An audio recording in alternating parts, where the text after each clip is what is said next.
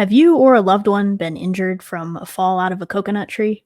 Failing to exist in the context of all in which you live and what came before you? Call our experienced accident lawyers at the 1 Hour One Brain Cell podcast. Our team is standing by to make sure your brat summer continues unburdened by what has been. Just dial 1-800-HOT to vote. Roll the show.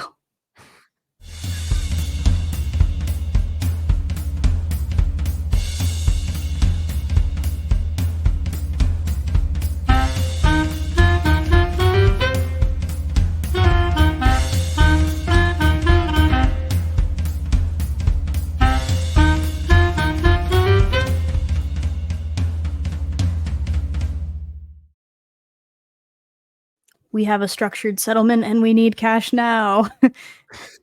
I'm so kidding. I have no idea what any of that means. But welcome into the show. We're back. I think this is our 29th episode, which is insane considering that no one listens to the show, and yet we have 29 in the jar. Nope, jar. We have almost 30 weeks of this nonsense, and today's episode won't be any better because it's just a total. It's a little bit of everything. So I'd like to introduce you to my co-host, Richie. We're not going to talk about what color his hat is today because it doesn't matter, and if we don't say it, it can't hurt us. I am joined by my co-host Jordan, who does indeed exist in the context of all which she has lived and what has come before. Great cold open this week. You were like, "Oh, I'm not very good at this. I'm terrible. I have nothing written," and you drop your best one yet out there. I don't know. You really think it was my best one yet? Because I've had some good ones, but that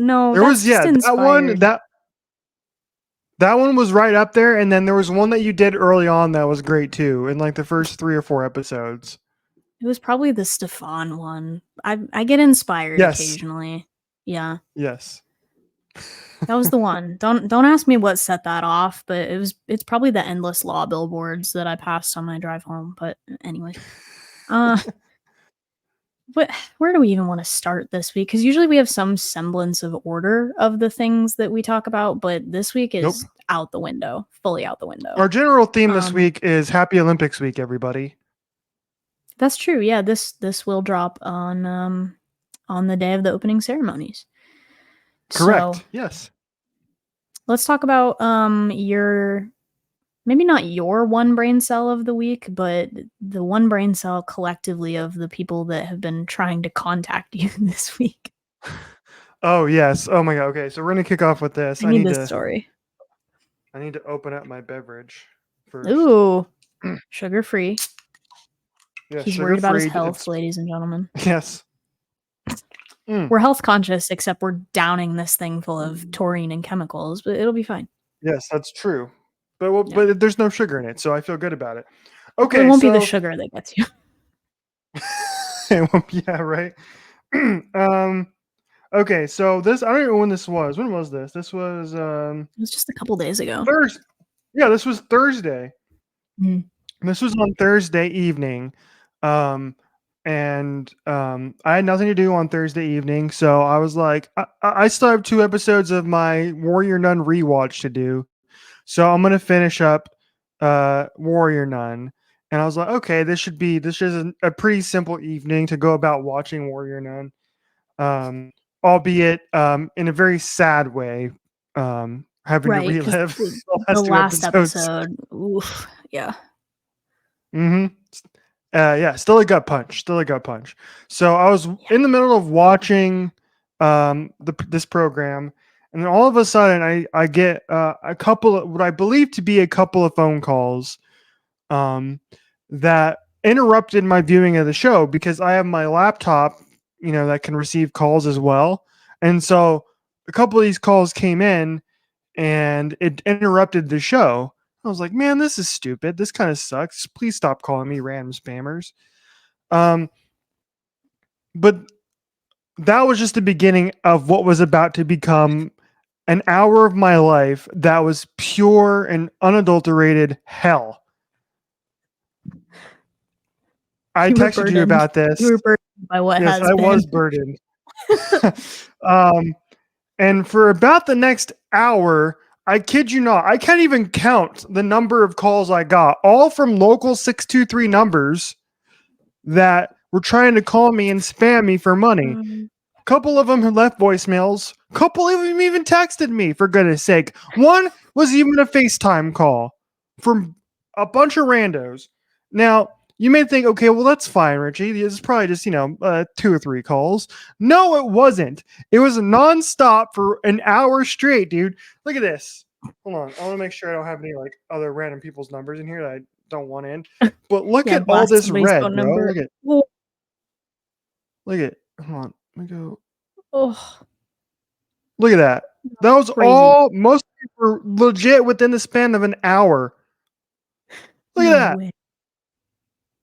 Yeah. That was all on Thursday and it Who keeps going sold and your going. phone number? I don't know. I think, you know who I think it was? I think it was that damn RB, Team RB, because we entered a contest.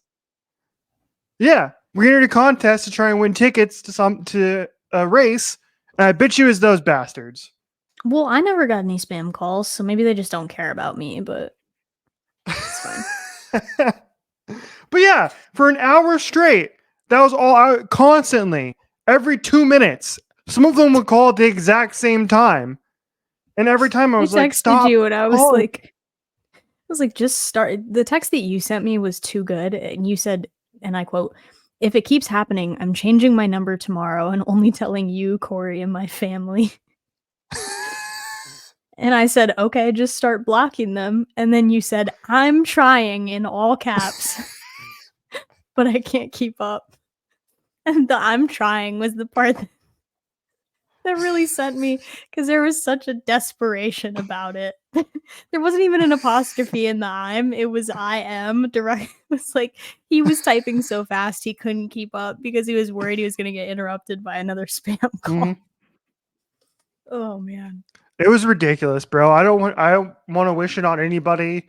And thank God, um, it stopped on Thursday. I had a couple on Friday and a couple on Saturday, but that's doable. But for an hour, like I said, having to deal with that for an hour straight, interrupting what is an actually emotional climax to a television show was not about it. And I was like, please stop. This is a FaceTime video. Oh, I can't. The spam callers are out of pocket now. So yeah, it was ridiculous. I think they finally stopped. I blocked them all. Some of them tried to call me twice, and I think by that time I had blocked. Because like a couple tried to text me, and they were like, and it was like, "Who is this?" question mark, and that was it. And a couple like left a message and was like, "I'm returning your phone call. Please call me back." And that was it. I'm like, "Please stop." I So didn't call I you. survived. Yeah. I survived. Thank God I survived that, and it's over. So I have my phone number is the same. Yeah. I was gonna say, if all of a sudden I can't reach you and it won't go through, I'm like, uh-oh, they got him. Ladies and gentlemen, we got him. We got him. The spam callers in your parking lot, it's like, we got him. Absolutely crazy work. All right, what else we got this week? The internet was on one. There was a lot happening this week also, but my timeline for an extended period of time that's still trickling out was the presidential race and twisters. It was either Glenn Powell or Joe Biden on my timeline just all of this weekend. And that hasn't really settled down, but now it has shifted to Gen Z Kamala edits, which is a thing. But either way, then I got on my TikTok this video. I don't know if you have it. I sent Richie a video. He has it. Okay, I was going to talk about it, but play it. Here we go. So he lived in New York City, and he saw the Twin Towers fall, and he was like, "Man, this is one of those come to Jesus moments. I need to get my life together. My brother and I keep talking about starting a band. We're going to do it. My Chemical Romance, right? Great band. Stephanie Meyer, author of Twilight, was a hardcore NCR fan. Okay. Wrote My Chemical Romance fan fiction. Okay. Vampires, because it's kind of part of the brand. Then she repurposed that into a book, changed the names. There's like a little side quest. She repurposed it and Yeah. just turned them into vampires. There's like a side quest where like she tried to get My Chemical Romance to do the music for it, and they were like, no, yucky. And so then she lied and said her inspiration was the band Muse. So that's why Muse put in Supermassive Black Hole. That's a cool thing. Great song. Got it. Also, 50 Shades of Grey was Twilight fanfiction. Really? Yes. Oh my god. So then that became its own yucky thing, where middle-aged women read that in public. Dakota Johnson was in it. She starred in it. Yeah. And then she kept doing interviews on Ellen DeGeneres' show. And then she was like, "That's not quite right, Ellen." Yeah, and she corrected her and called her out for being crappy. And then everybody else who would ever work with her was like, actually, That's so we hate that right. bitch. And now she has no TV show. so yeah, famously, this is the 9/11 to the fall of Ellen DeGeneres pipeline, which when I went to look this up to make sure that my facts were right, because I can't take credit for this. Somebody on Reddit called it 9/11, which it's pretty good. I won't lie to you. But I had sent this to Richie and I was like, did you know about this? What's your awareness of this phenomenon? Not phenomenon, the phenomenon. As he takes I said no, I didn't know about. Yeah, I didn't know about it at all. Yep. So to break it down for your viewers at home, I feel like this is maybe like a niche like girl thing on the internet, because I don't remember what's the word, intentionally learning this information, but I for sure knew it in some deep dark part of my soul. And this person on TikTok got the whiteboard out, and it was very funny to make like the police station like pins and string diagram about how this works.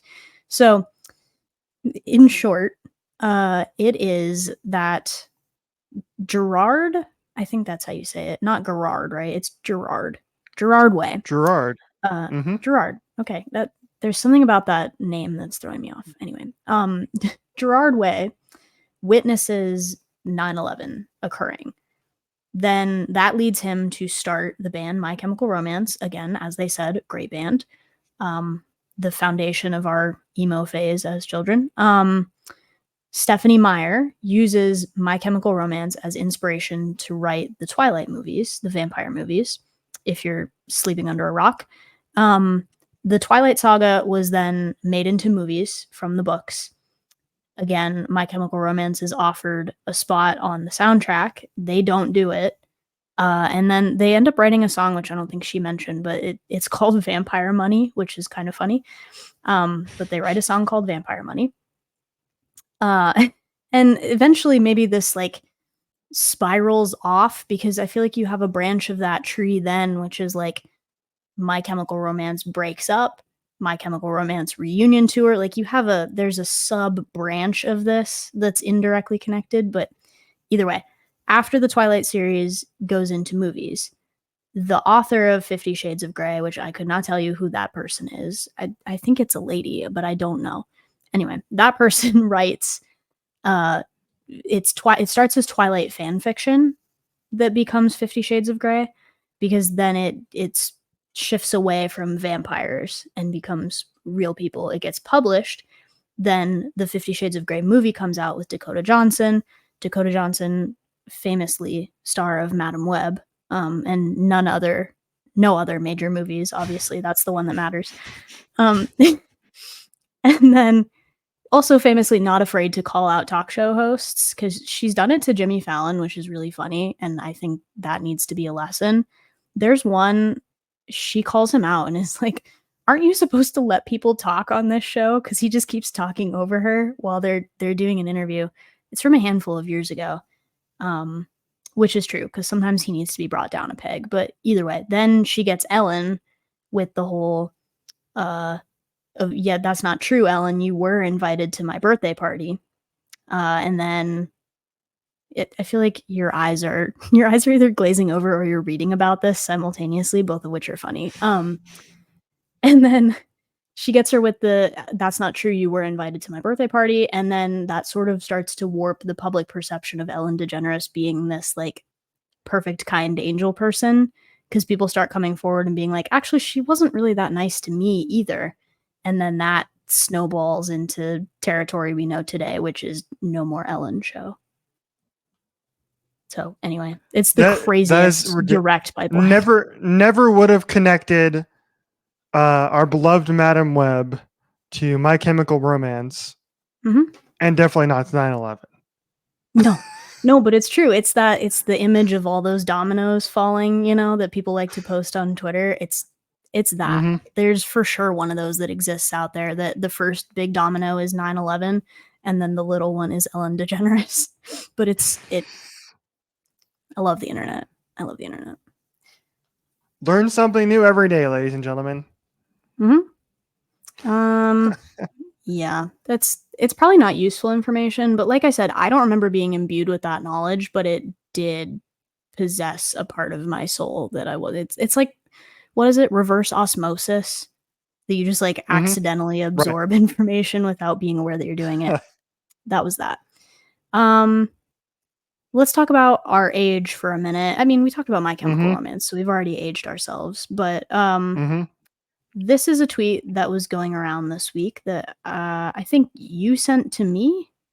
I did, yes. And it is a photograph of a museum exhibit in a glass case. And it says, we're at the computer. It's from somebody that says, we're at the Computer History Museum today. And I just had a visceral reaction to the, quote, retro gaming exhibit. And inside of this glass box is a PlayStation 2. With copies of what appears to be Final Fantasy and Grand Theft Auto San Andreas. Yeah, what do you mean retro gaming? Hold on a minute. Hold up. Pause.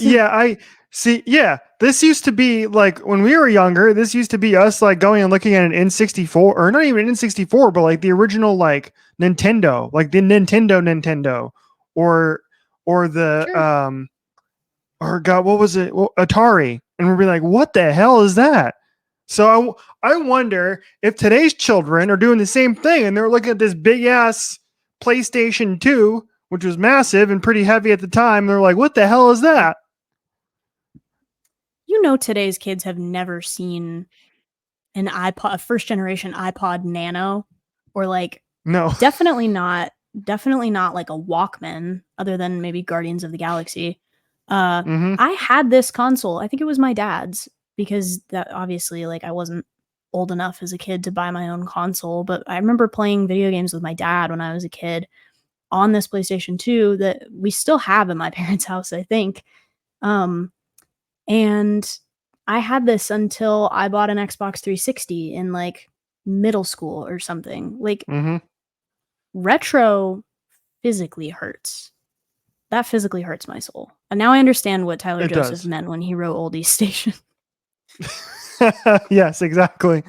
A couple things too when I see this. Number one, I no longer have my PlayStation 2. I think at one point I did like a massive clean out of my bedroom. And I was just like, and I hadn't touched the PlayStation and I didn't. Oh, damn it. I've gone so long without dropping an F-bomb. So please mark that for me. 1840-ish. Okay. I've gone so long. I had gone so long without playing it or picking up or touching it. It was just sitting there collecting dust. I hadn't touched any of the games. I actually gave a bunch of my games away to a buddy of mine. So he took the games from me, and then I just like took the PlayStation. Like, this is worthless. It's like worth $2 now. So I think I just tossed it in the trash. I just threw it in the trash. I was like, what the hell am I going to do with this? I can tell you did, because I got mad at you on a previous episode of the show about it when you told me this, because that hurt my soul a little bit. I did? Wait, did I tell you this? Are you sure? For sure, because I remember getting mad at you about this. I've told this story? What? No, you've only told the part where you threw out your PlayStation. Yes. Because I remember I got irrationally angry at you for it. Yeah. So it's gone now, never to be seen again. So I had that popped into my mind, and then I also had great memories of playing NFL Street on my PlayStation 2 as well. Mandatory NFL Street mention. Yep, bring it back. Bring it back, EA Sports. If you did it with college football, you can do it with NFL Street. Side note, I was talking to somebody the other day from the radio station, and this person is both younger than both of us. And I was like, hey, how many hours did you spend playing college football this week? And he's like, oh, I did 6 hours the first day. I did like 4 hours the next day, another 4 hours the next day. And it was like, I had 20 hours in a week. I was like, oh my God. I'm not about to tell you how many hours that I've logged on F123 since acquiring the game not that many months ago, because it's an embarrassing amount. So I would be the exact same way with College Football 25. If I had it, it's probably better that I don't, soon. To be fair. No, it's probably better that I don't. I'm already like a hermit. I would just have no social life if you gave me that game. I'd be sitting inside taking Indiana football to a third straight natty title instead of doing anything. Coach Sig, do you want to go out? Coach Sig. Yeah. Like, do you guys want to go out and go to the trivia this week? I'd be like, sorry, I have prior commitments.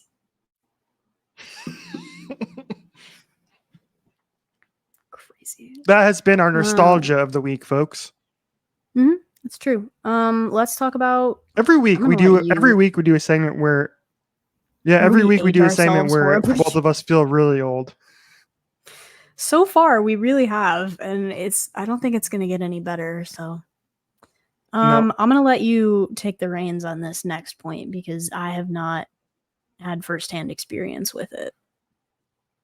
Other than yes, much to my surprise, to celebrate the 10th anniversary of his album that came out 10 years ago. I mean, called Mandatory Fun. That's what the name of the album was. Weird Al put out a new music video this week and a new song.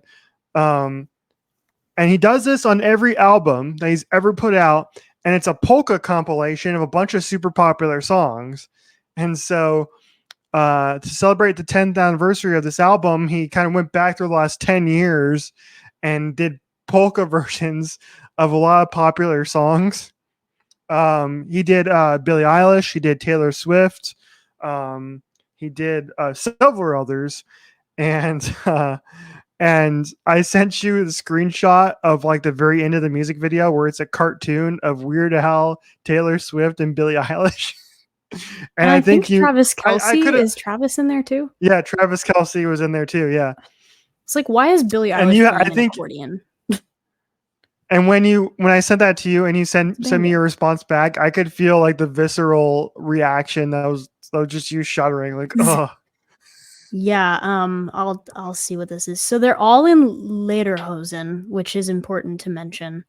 Taylor Swift is playing what appears to be a trumpet. It's a horn of some sort. The caricature of Taylor Swift. The caricature of Weird Al is playing the accordion. The caricature of Travis Kelce is on a clarinet, perhaps an oboe, and then there's a very small Billie Eilish next to them who is playing the banjo, a la Julian Baker.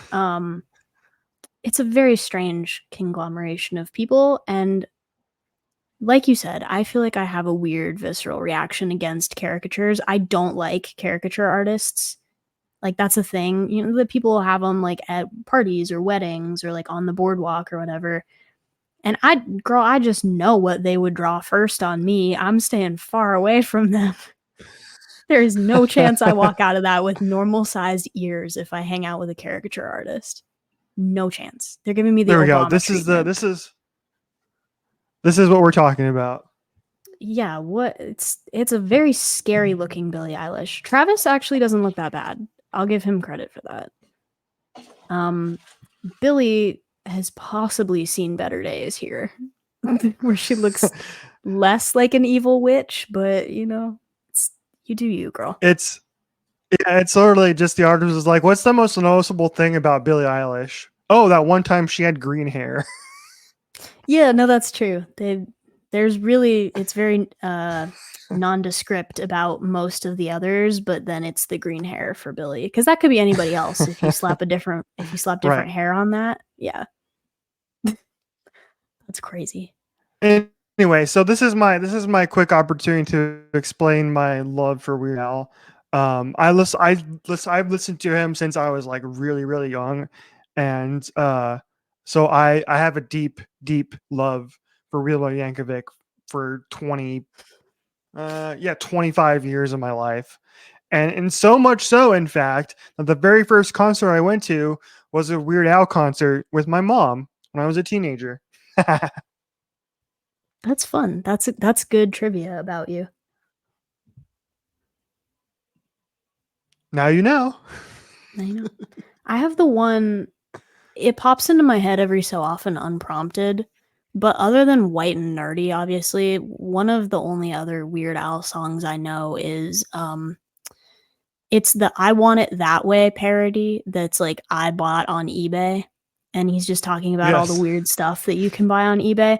And that pops into my head Right. occasionally unsolicited, just like, here, have this memory you forgot about, and then you get an earworm and you can't get it out of your head, and you're like, what is it? Why are we singing about buying a pet rock? Like, I don't need this. Why is that in my head? That's Anyway. such a deep cut too. That's amazing. I love that. Is it really? Okay. I was like, I don't remember. I don't think he ever put that out as a single, so it was like, yeah, it was one of his Really? like more deep cut. No Yeah. way. All right. Apparently, I'm deeper in the Weird Al lore than I thought I was. So, I'm in the trenches here. Okay. Speaking of Weird Al, weird things happening this week. The Olympics. Are we excited? I think collectively we've established that we're very excited about this year's Olympics. I'm always excited for the Olympics. I can't stop watching it. I always have it. It will be on constantly. Don't care what sport it is. For 2 weeks, I am locked in. Don't care what the time zone is. Bring it on. I will be locked into the opening ceremony. I love the opening ceremony. Those are always ridiculously fun. Apparently in France, they're going to use the Seine River as like part of the Olympic part of the opening ceremony. So yeah, I can't wait. I'm so excited. I've heard as of today that LeBron James is going to be the flag bearer for the United States, which is That's correct. an interesting choice. But that's weird to me. That, like, I don't know. I feel like I've always associated the professional basketball players with the United States as like a separate entity from the US Olympic team, just because they're all in the NBA full time. And I forget that like basketball is a thing and you can just have like LeBron James and Kevin Durant and Steph Curry. And yeah, they do compete for their country nationally, but it feels like such a separate entity that I was like, wait a minute, LeBron James? Anyway. Right. Anyway, I agree. I think they could have picked after you, sir. I cut you off. I don't want to Jimmy Fallon. You go. Okay, sorry. It's like, help, I am under the water. You know that one? Am I too online for that one? No. Dang it. I think so. I think you stumped me on that one. Like, I am under the water. Please help. Yeah, stop me. I'll cut it over in post. Whatever. It's fine. I don't even remember what the hell I was talking about. So we can continue LeBron on. James. LeBron James. Oh yeah. I feel like they could have picked somebody else to do the thing, which they usually pick like somebody with like a really cool story. That's and that was like LeBron doesn't have a cool story. So I don't. Yeah, they could have picked anybody, like truly anybody else. Like what LeBron's done everything. He has everything. He's a billionaire. Why give that spot to somebody like who like deserves it, who is probably gonna maybe be in their last Olympics, whatever, and give them the spotlight. Like, dude, let Diana Taurasi do it, this is probably gonna be her last Olympics. One of the greatest, won like 75 gold medals at this point in her career. Yeah. Let DT do it. Did you see Let Alona Mayer do it, for goodness sake? Yeah. Did you see what she said about LA 28 today? Somebody asked her. I did not know. They were like, "Is there a chance that we'll see you at Los Angeles 2028 for the Olympics?" And she's like, "Yeah, you'll see me. I'll be on the beach with a beer in LA." Like, she was like, "No, I'm not playing." What an icon. What an absolute Icon. icon. Yep. How She lucky we will be are to missed have when she seen her play retires. for so many years for the Mercury. Yeah. Exactly. She's 42 and is still legit one of the top 20 players in the league. Like, it's Mhm. incredible. Like, shoot or shoot, man. And she can still shoot the heck out of the basketball. Hence why she's That's on the true. Olympic team. Yeah, I mean, they had a lot of choices, so they Right. wouldn't have taken her if she wasn't going to be useful. Mm-hmm. All Exactly. right, let's run down what are. I know we talked about that you're going to watch pretty much everything, but name some favorite Mhm. events for the people. What are you most excited to see? Okay, so I'll go with my top 5, I think, for ones Okay. I'm gonna be locked in on. And this is Mhm. generally pretty much every year, the ones that I really liked watching. Um, Swimming and track and field, obviously, but that's everybody's favorite. That's boring. But ping pong is up there, dude. I freaking love watching ping pong. There's something that's like very like um soothing about watching it for some reason. So I love watching the ping pong. Um, Mhm. I'll be locked in on the women's soccer tournament, obviously. So that's a lock. Um, in the recent times in my 5 slot, I'm running out of spaces. I could keep going. I'll keep going. Um, rugby sevens. Okay. That's really cool. I actually really enjoy watching rugby sevens. For some reason, it's like it goes by super quick, and it's like super fun to watch. So I like that. Beach volleyball is always great. Yeah, Let's just shout out to Misty May and Carrie Walsh for making that popular back in the day. that's true. That brought a lot of people to And beach then, volleyball. mhm. And then I think there was one more that I'm missing that I like, and I can't remember off the top of my head what it is. Ooh, I know. Yeah, Pick me. It's soccer. yes, go ahead. I said that. Soccer. Yeah, I said women's soccer. Did you really? I said women's Uh, soccer. Maybe we Yeah. glossed over it. We all know you love the U.S. women. We love the U.S. women's national team collectively. So, all Yes. right, I guess that's a Yes, we freebie. do. Yes, we do. Okay. So, and then you can pretty much add all the weirder sports in there. Like breaking's a part of it this year. I forgot to mention Oh, women's yeah. gymnastics. There's just too much to mention. Mm-hmm. Yep, that's true. That's all on the table, and it's all gonna be fun. Uh, yeah, swimming, diving, track. Um, I don't really lock in for the table tennis like you do. Gymnastics, obviously. I guess. Yeah, the women's soccer. There's some weird ones happening, which I was looking up when we're getting to our other point, but there's things that are happening in here that's like some different equestrian events, which could be really weird. And there's artistic swimming. That's a thing. You know, with like it's like synchronized, but it's like a combination between dance and synchronized swimming. And swimming, where they have like those hard Yeah. like shell caps on when they swim. That's so strange to me. Um, yeah, and I think there's so many events contained in within the track and the swimming that we're kind of glossing over that like that's a thing too. Same with diving. It's like between the 1 meter and the 3 meter and the 10 meter, and then your all your different track events. I mean, hell, we're doing steeplechase at the Olympics. Like, talk about a strange event, but we're doing it. So anyway. It's strange, but I was watching that during the trials and I kept thinking to myself, man, this is really weird. Why do we do this? But the more and more I thought about it, I was like, man, that actually has to be really exhausting and really tough. The more I Mm-hmm. watched it, I was like, because it's 3,000 meters, which is, I think it's that's like 8 minutes worth of running. That's it's basically 2 miles more or less, right? And you're running, and your legs are getting tired, and you're having to jump over this like big hurdle thing, and like Yeah. so Steeplechase is shout out to just them because that's like it's it it just answers the eternal question of like, what if we made humans do a horse sport?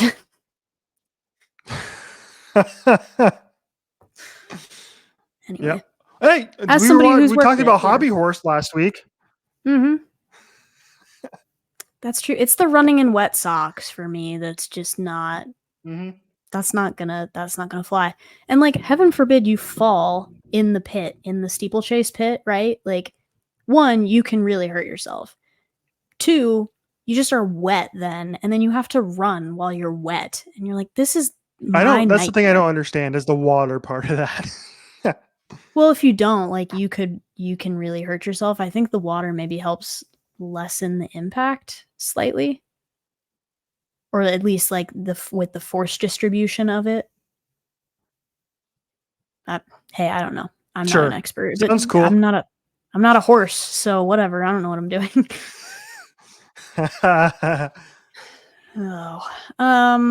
What events would you like to participate in? What would you personally have fun doing? Pick an event. Yeah, this is interesting. It would be something that's not very like physical. First of all, obviously, it's the Olympics, so a lot of it's very physical. Mhm. But like archery, like I feel like that's Okay. something that you could like pick up and do and it'd be kind of fun because it make me feel like Green Arrow a little bit. Okay. And there's something about Green that Arrow, seems really Katniss cool. Everdeen, like they taught Jennifer Lawrence to do it, so Mm-hmm. that should be possible. Right. Yeah. That's probably about it. Really, just The archery. skateboarding Okay. I would suck at. I wouldn't like doing that. I wouldn't be good at like rugby or something. No. Mm. Yeah. So I think that'd be the top for me, I think. I don't know I if they think you could still put have golf in there it. too. I'm not a big golfer, Oof. but it's not very physically taxing. So you can just, kind of go out Guess, and yeah. chill. Hit some Sure, except balls. like you have to be aware that like when we're talking about Olympic participation, like everyone there is the best in their country at this thing. So it's Yeah. like, yes, it would not be physically taxing, but would I be embarrassed on a massive international scale? Yes. Yeah. You're like, I can never set foot in, I don't know, Switzerland again, right? After the Swiss guy dunked on me in whatever sport we were trying to play. You're like, well, Right. shoot, I can never go there again. So, I was Anything on thinking, and your list? I don't know if they still do it anymore, but for a while they had like speed walking. They didn't call it speed They walking, but it do. was like race walking or something. That I feel Yes. like I would stand a chance at. I'm a fast walker. I'm a fast walker. You know this about me. Yeah. So maybe I can You're one of maybe the few stand a people chance that can keep up with me in my at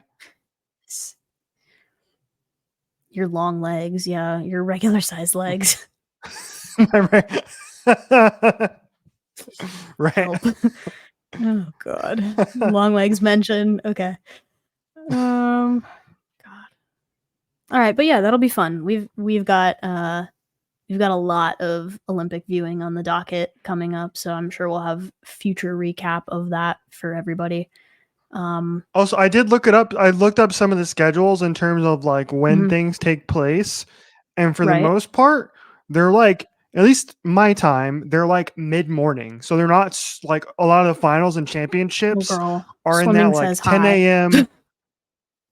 Well, yeah, but that's the prelims and stuff like that, which I know you're You going to be telling me locked you're into. not But like, watching the prelims? Yeah.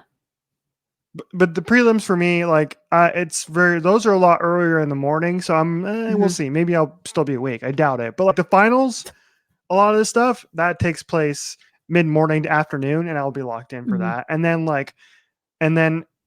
yeah, like the ping pong and stuff. If they do that super late at night, click, pop that on. Also, one that I liked about like the Tokyo Olympics is that the badminton and the table tennis was on super late at night, so I could put it on at like midnight and fall asleep to it. It was great. Nice. Well, yeah, there's always something on, which Me- is like you Yeah, said. me that's and cool. me and Corey every 4 years, we really enjoy the ping pong. We All right. me and her are always super locked into it. I think in So another please life, join the I ping would pong have party. done ping pong. Yeah. Yeah. Um. Yeah.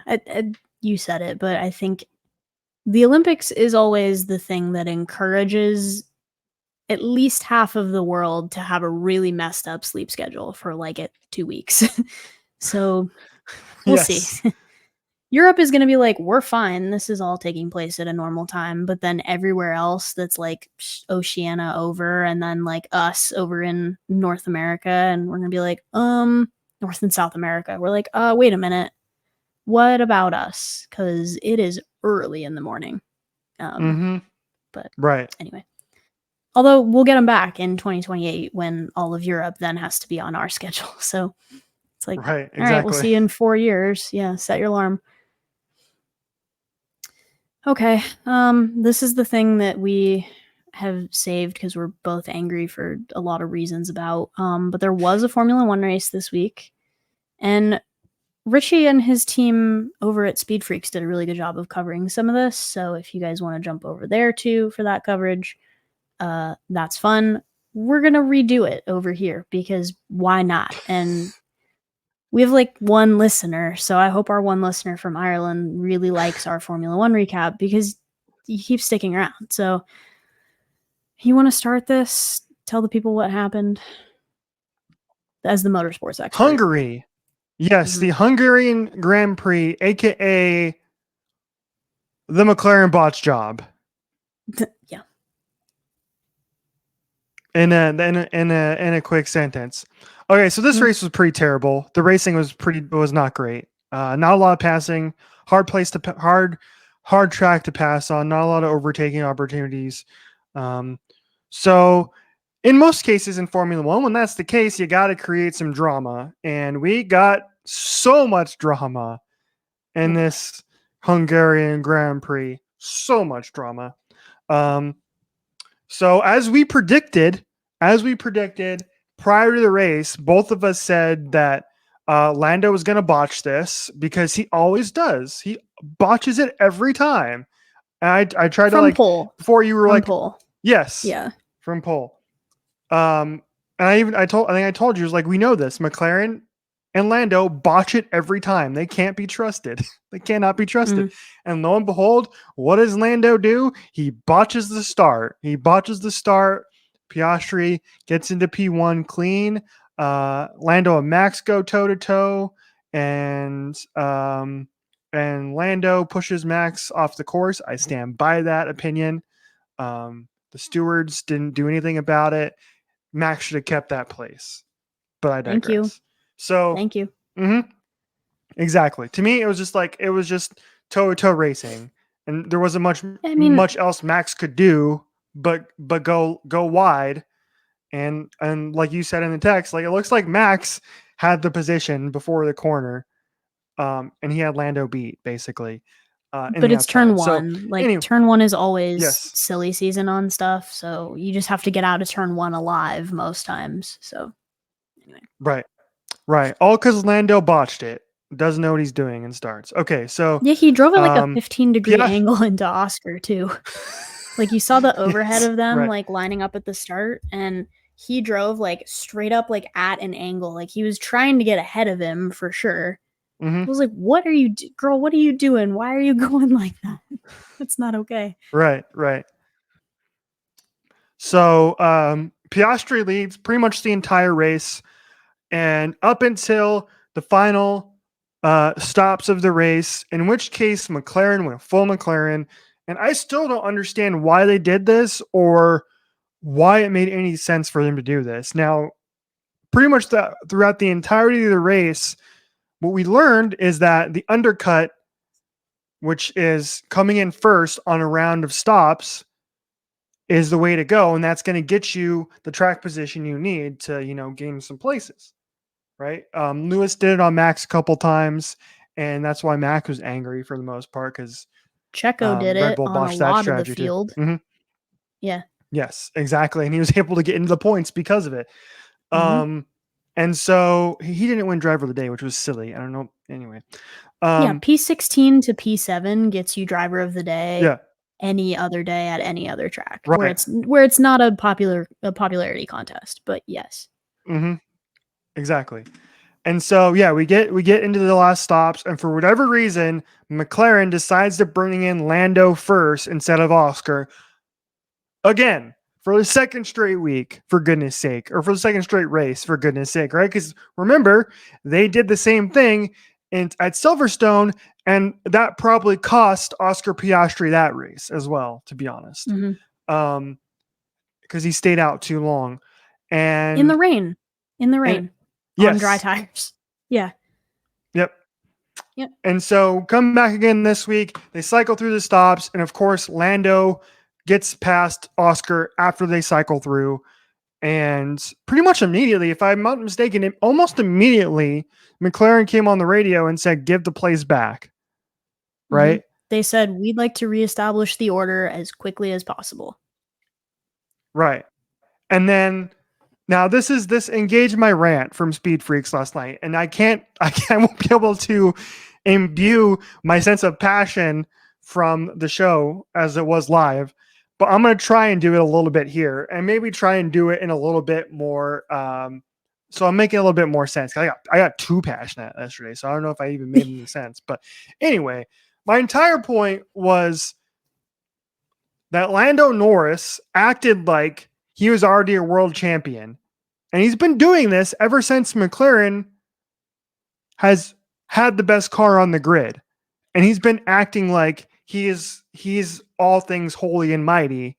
And we saw that again. And for whatever reason, despite only winning one race in his career, one race, Jordan. That's all he's ever done in his Formula One career. And like Girl, I know, said, you don't have to he got convince lucky. me. He got lucky in that race at Miami. You don't have to convince me. That's a safety car W. Yeah. Yes, 100%. Okay. And for whatever reason, he decided to pull what he thought was probably like, oh, I'm the lead driver. I'm trying to win a championship here card. And dude, you don't have enough chits to cast that in. Listen to your freaking team, for goodness sake. Like, you're not Max. You're not Lewis. You're not Fernando Alonso. You're not world champion. You can't pull that card. I'm sorry. You can't. You can't. You can't pull You're not even Charles Leclerc. You're not even Leclerc. You're not even George Russell. Yes. I'd agree. Sure.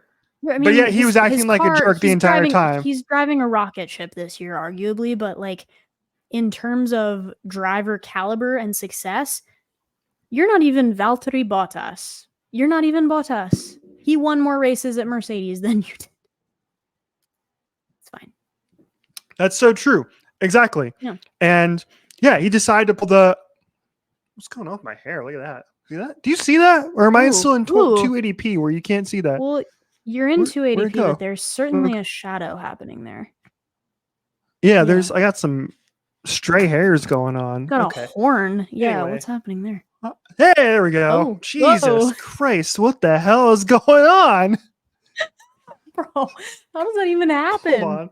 Time out. Whoa. Time out. You can go back to you. Can you go off on that? Keep going on my Lando rant, because I know you and I both agree while I fix my hair. Yeah, I can keep going. I can keep going on Lando rant. So, yeah, his attitude has been bad ever since Miami. And I'm not sure that I didn't notice it until Miami. Like, maybe it was happening earlier this season and we were just all sort of blissfully unaware of it. But since that point, man's needed a little bit of an attitude adjustment. And he's clearly being given preferential treatment by McLaren, which, like, okay, most teams have a driver 1 and a driver 2. They don't treat them exactly the same. That's okay. Like, we're aware of that. But there's just something about it that really rubbed me the wrong way about the way that he was treating team orders. Being objectively a bad teammate to Oscar. Like, I get it. You don't need him to be like, here you go, buddy, through, like, take the place back. That's a little bit weird too, but at least listen to your team when they're telling you those things.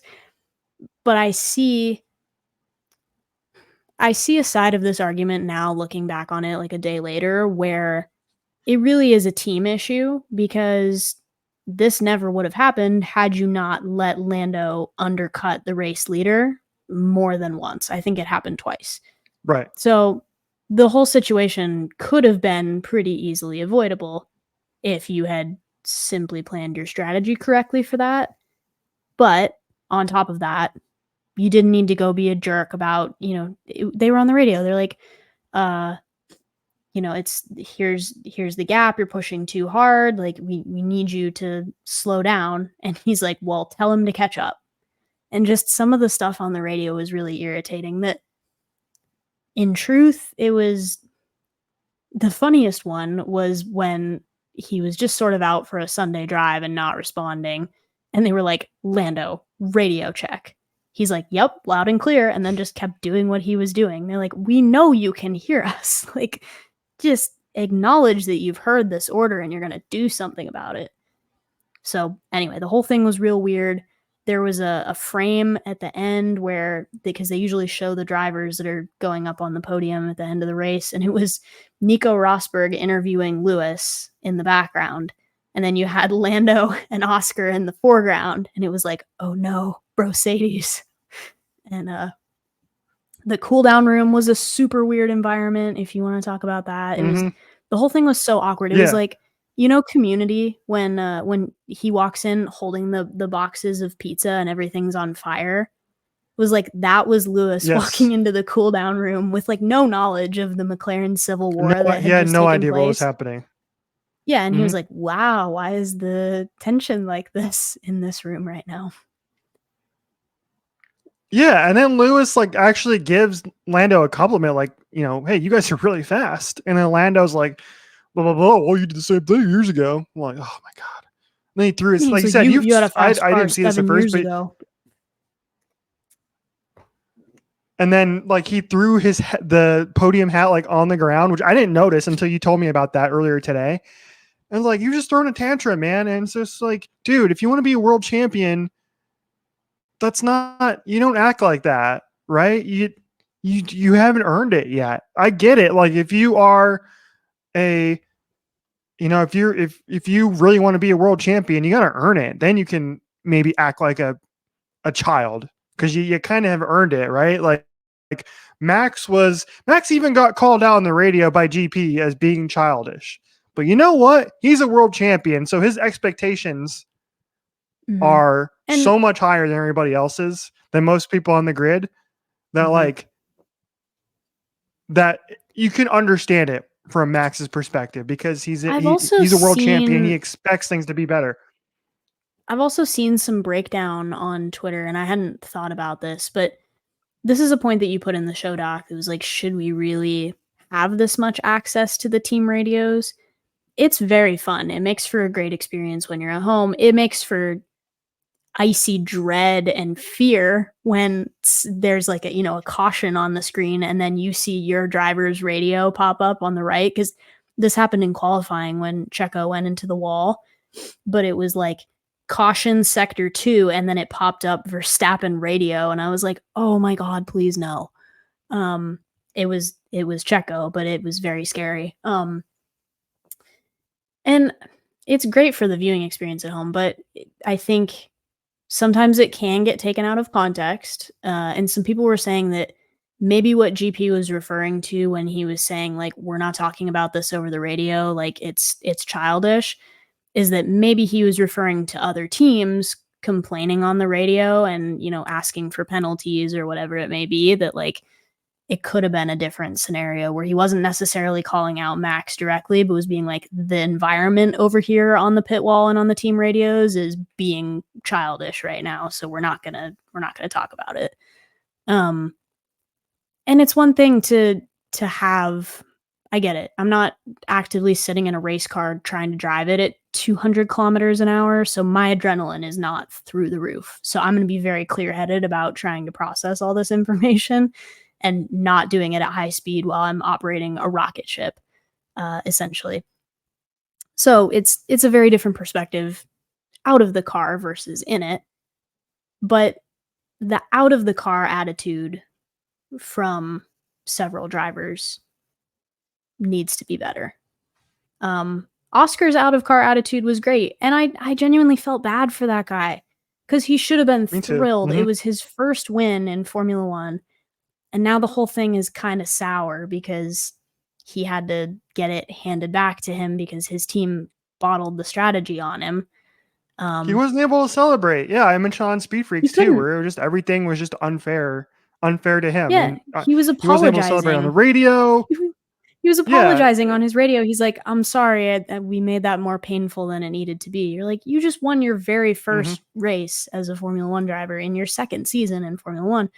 You should be thrilled. That's an incredible accomplishment. And, no doubt he was still very happy about it and got to celebrate with his friends and family. But like at the time, it probably felt super sour, and that's not really fair to him either. So. Piastri Leclerc. Piastri Leclerc. Yeah. He has one win. He has one win ever since he joined the Leclerc family. Yeah, no, that's true. Yeah, it objectively the adoption has been going pretty well for him. So yes, and I thought it was great to see his mom was watching the race and she was tweeting out pictures and stuff afterwards, like celebrating. That was really cool. So she was like, anyway, 6 a.m. I think both Pilates of us canceled. We're partying. Yeah. I think you and I both agree that like we both actually I really like Oscar. He seems like a really nice kid, and like he's got a fun personality. Him and Lando generally have been, got along really well, and they're both pretty silly individuals away from the track. So I was happy that he won. It's unfortunate that it ended in those circumstances. Yeah. And yeah, real quick, one thing on the team radios too. I saw that tweet earlier and I was like, actually I haven't even thought about this at all. It's never popped into my head just because as long as I've been watching motorsports, it's just always been a thing that we've been able to hear team radios. So it's like if they didn't want us to hear it, they would stop it. They would not allow us to hear it. So that's true. They wouldn't push it through to the broadcast if it was because they have to screen it anyway because they censor it if there's language in it, which all of Max's radio has language in it, but they censor it if it goes to the TV. So they, they're clearly looking over it. They won't reveal anything untoward, but they were maybe pushing a little of the drama and gossip narrative today just to stir some stuff up during that race. But it's Sky Sports. Yeah, exactly. They like to stir it up. Yeah. And that's one last point on the race, and then we'll move to a very happy moment that we missed over the last week. But which is Cropty's like ridiculous narrative, Nico Rosberg's ridiculous narrative that they were both trying to push on Max and trying to explain why he was acting the way he was on the radio. And every time Crafty would say it, I would be like, dude, come on. I know this race isn't that great, but like that's a little ridiculous. Yeah, they were really pushing the Max's sim racing narrative.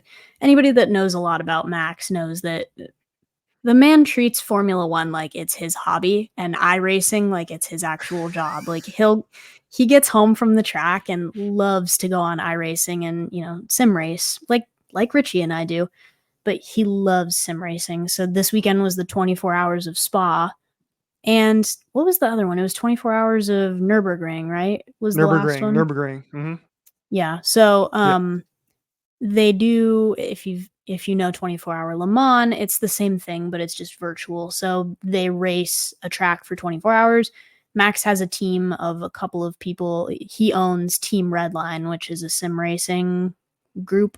And they had two cars with teams of 4 people that took stints in doing this 24-hour race. And Max was doing his stint at roughly midnight Hungary time, the day of the race, essentially. It's fine. Like, they probably don't have to report until noon or 2 p.m. or something for the race in Hungary. So it's not like he wasn't going to sleep and he was going straight from the track. But they very much loved to push the narrative that maybe Max needed a nap, and that was why he was so angry, because he stayed up too late playing sim racing. We're like, need we remind you that he won the last time he stayed awake and did 24-hour Nürburgring? Like, he knows what he needs. He's a grown adult. Just back off. They don't like him lately though. They don't. I had to watch this race. I watched this race in Spanish. I watched it on ESPN Deportes because I didn't want to hear Sky Sports talk about Max all day, and I'm glad that I did because it was a much more calming race experience for me. Mm-hmm. You didn't go with the F1 Kids broadcast?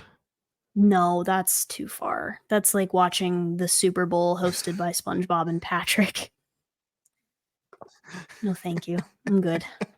So good. So I know, I love that they do that. I think that's really cool that they do that because it gets kids do. interested in the sport, even albeit minimally.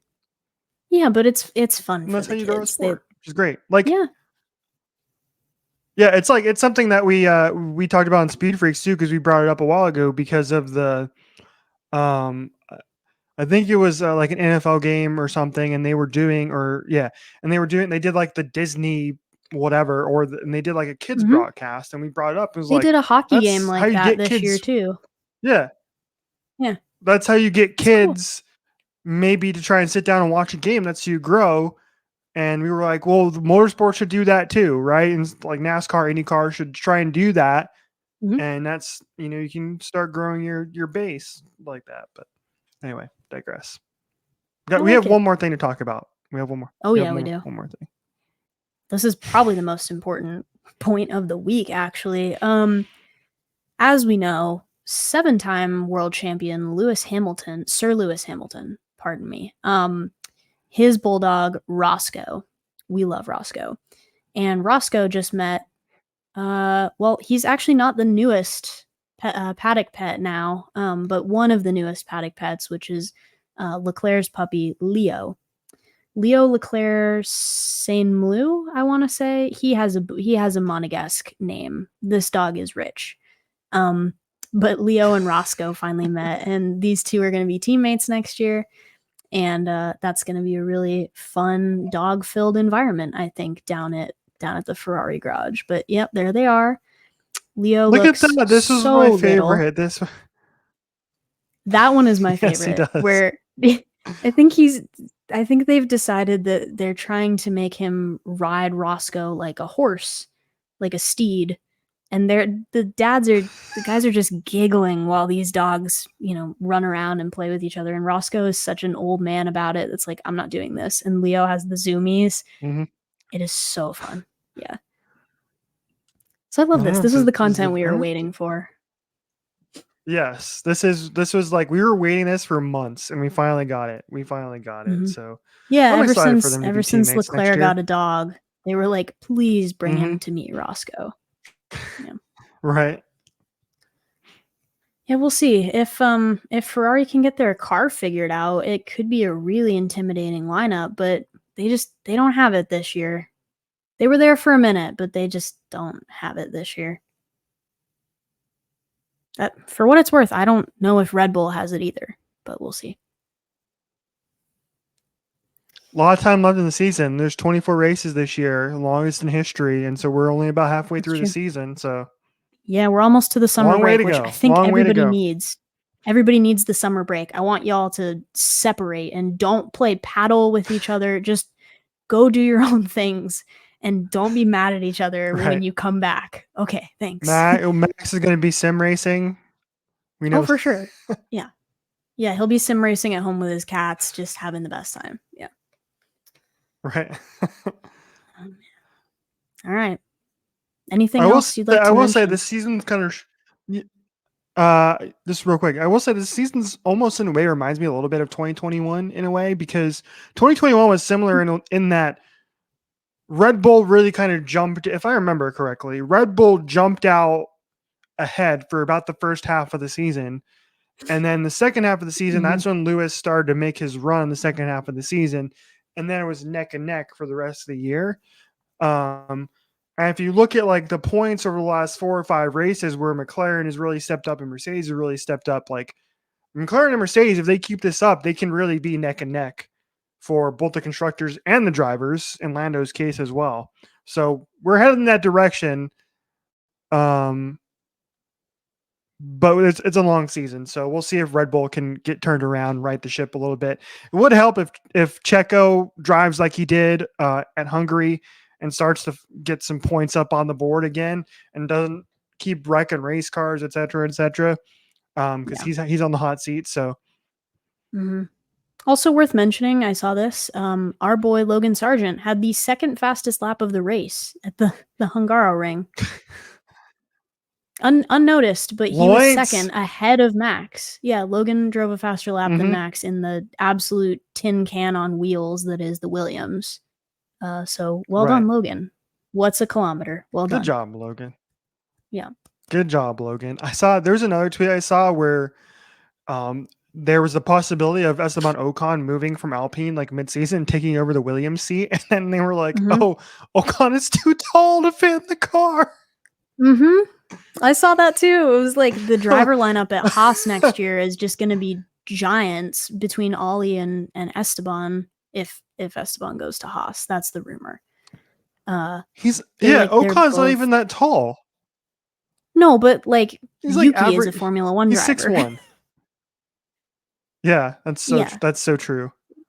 Yeah, it's they're not made for people with really long legs, though. I would imagine like that's probably super uncomfortable. No, I didn't mean to do that. Oh, two in the same episode.